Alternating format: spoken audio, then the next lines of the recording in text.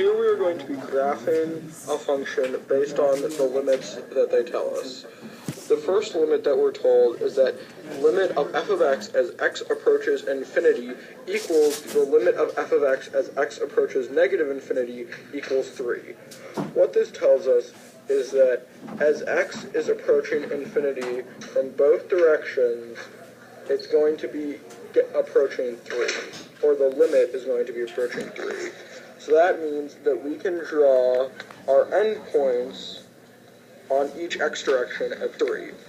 The next limit we're told is that the limit of f of x as x approaches 2 from the right and the limit of f of x as x approaches 1 from the right equals negative infinity.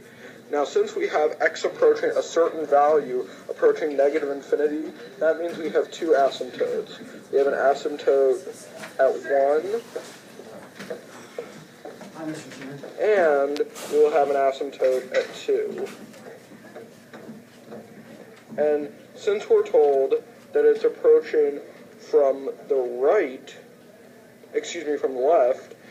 that means that we can draw negative infinity values on each left of the asymptote. The next limit we're told is that as x approaches 2 from the right, and as x approaches 1 from the right, it equals positive infinity. So that means that on the right of each asymptote, we can draw a positive infinity mark. Now, the final thing we're told is that f of 0 equals negative 4, which means that we can draw a value of f at negative 4. Because of this, we now have all the information we need to make our graph.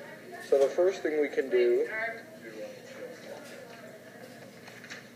is draw a line through the point 0, 4 that goes towards negative infinity. The next thing we can do is draw the space between the asymptotes.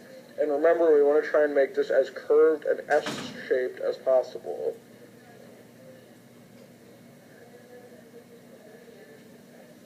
And finally, we can connect to the last 2 points in a curve to make the final end behavior. And that's your graph.